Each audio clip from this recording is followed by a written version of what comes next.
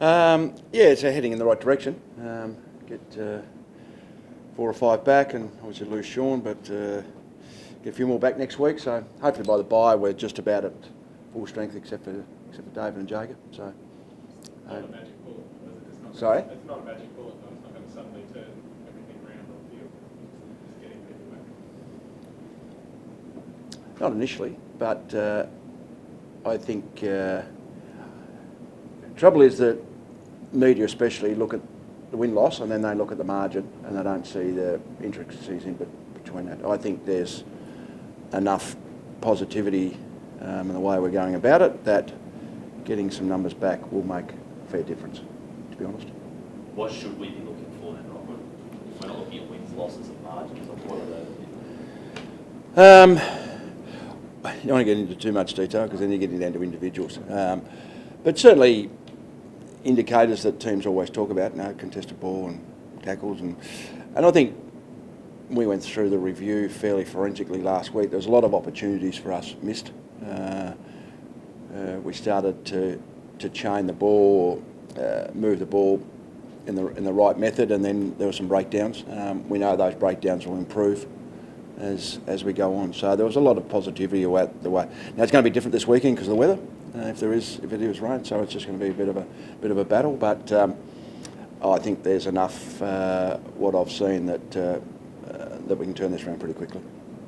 Robert, what have you been told about the weather and what impact it have on the players out there? Oh, they'll get wet.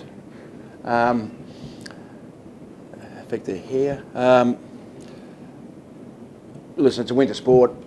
Most guys, it depends on the amount of rain, but certainly hopefully it doesn't affect the crowd too much. I mean, from our point of view, we'd love the supporters to turn up and give the players some great support. But I think it's just, as far as the game goes, I think it's just going to depend when the rain comes and how much there is. If it doesn't rain during the game time, I think it'll be okay because the ground takes the rain pretty well. But if there's a bit of heavy rain during the game, it's going to be a bit of a slog.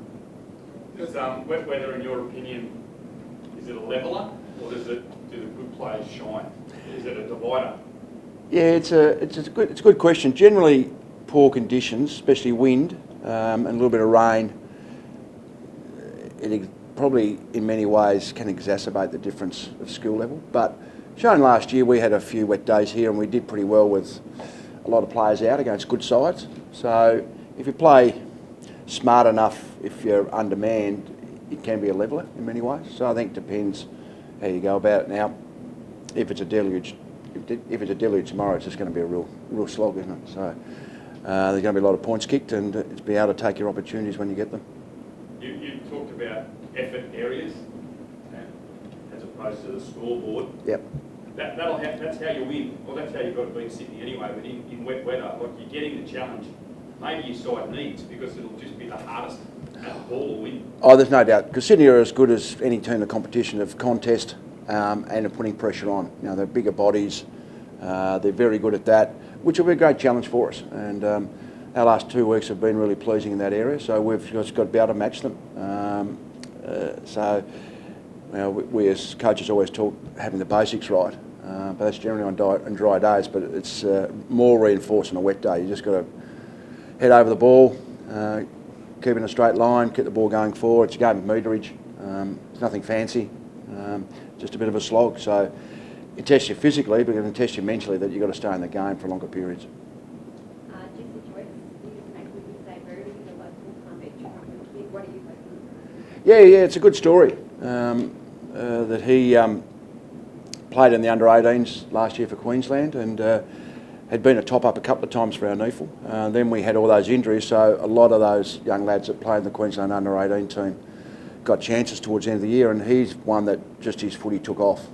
He was super impressive his last 7 or 8 weeks. And really on the back of that, that we put him on our rookie list. And his shape of his body's changed so much. He's put on 6 or 7 kilos, he's got a bit stronger. But he is one player that is quite tough at the contest. He's got good skills, so there's a big upside for him. So there's a terrific story what he's been able to achieve really in a short space of time. It's a good story for the club as well, because having a local... Oh, a local boy come out, yeah. And really it's just probably my point is he's not touted as #1 draft pick or in the first round or second round and highly regarded lad. He's had enough talent, but he's really been given that opportunity to show that, to actually showcase his talent. But with hard work and in the right program, he's been able to really escalate himself pretty quickly. So all those other young lads out there who just make the Queensland team or just miss out or I don't think they should give up, because there are some great opportunities available.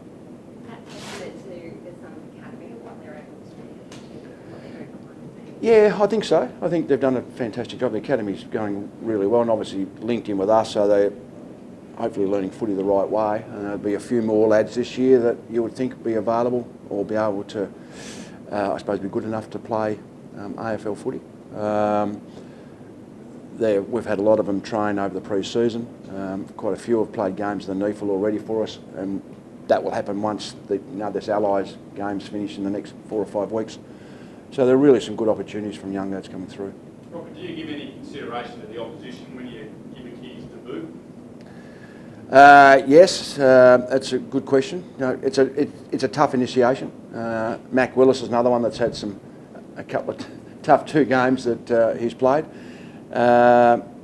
With a few more experienced players coming back in the back line, it probably won't be as bad. Having said that, it's a tough opposition for him. The word the development coaches have been saying about him, he's playing the right way. In other words, he's listening to the coaches, his attack on the ball, his pressure skills. So I don't think he'll be overfazed by it. It's a fair tick for his performances, obviously, at the high level, to bring him back into this bit of time, and I guess you had every excuse to not play new players. Yeah. You've got 5 or 6. Yeah. And I think probably this period has shown, with so many injuries, that we've given a lot of players opportunities. Some we know haven't grabbed that, so we've got to improve our depth, and that'll be draft and trade at the end of the year as well. But also internally, if we can, I don't think we go into our shell and don't play Jesse and say, oh, listen, he's 12 months away. But if he can show something over the second half of the year, well, there's another senior player we've got for next year.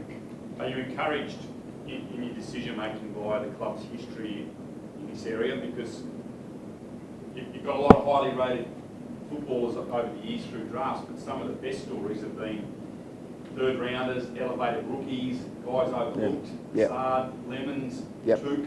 Like you do well at the back end of the draft. Yeah, very much so. And I think historically rookie list has been a great innovation in the AFL. I know that's going to go as in name, but really it just shows the guys you pick at the bottom end really probably many ways have had a kick in the backside. So they've really got great desire.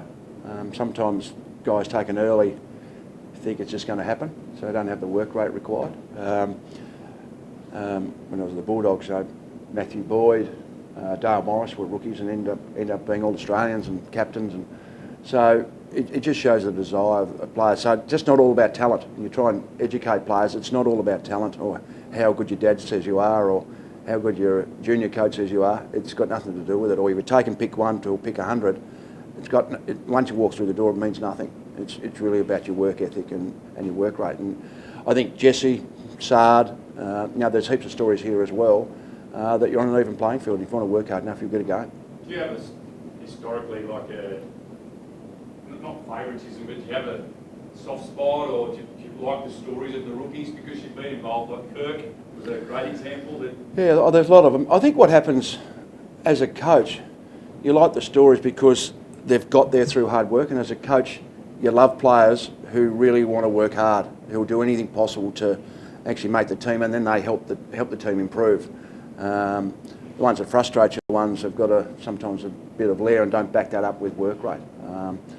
So therefore, yeah, you've got I don't know if soft spot the right phrase, but certainly they get games on the back of that they're prepared to work, so you can trust them in a game. You know, with your 6 goals down, they're still going to give you effort, and that's what you hear every coach preach that about your work rate, and that way you get trust from your teammates. And those players that have been rookies generally want to knock the door down.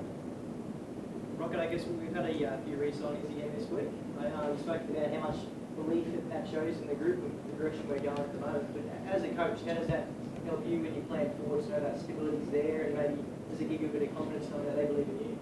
Oh, for sure. There's no doubt about that. I think there's been 3 or 4 the last couple of weeks, and there's a few more pending. So certainly internally, we think we're creating a good environment going forward.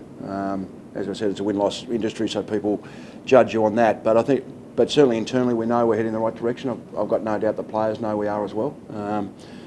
More to Ed's point, once we get players back, it will have a massive difference. And that's a good tick of faith. And I think them signing as well, sending a message to other players also, which is, I think, a great confidence boost. You sort of talk about us maybe focusing on margins and not necessarily being the area to focus on. How hard has that been, I guess, with the group to make sure that they're not perhaps looking at the scoreboard too much? Yeah, I think they did early. I think a couple of times. So we've spoken about that as a coaching group and educating, if that's the right phrase, but keep having discussions and narrowed the focus about what we're going to measure on. They obviously get frustrated and disappointed with losses as well, because they want to win. But I think they're realistic enough to know what's happening. Also, the spirit's been pretty good, and that's been driven by the leaders, and that includes the young leaders. They've been pretty positive around the place. So training's been upbeat. We go into every game certainly with a positive frame of mind. As I said, the review last week, we ended up losing by 70-odd, but really could have been a 6-goal loss. Really, what we showed them and what we're able to make. We made a lot of horrendous basic errors. If we eradicate that, kick straight, it's not too bad considering who we had out.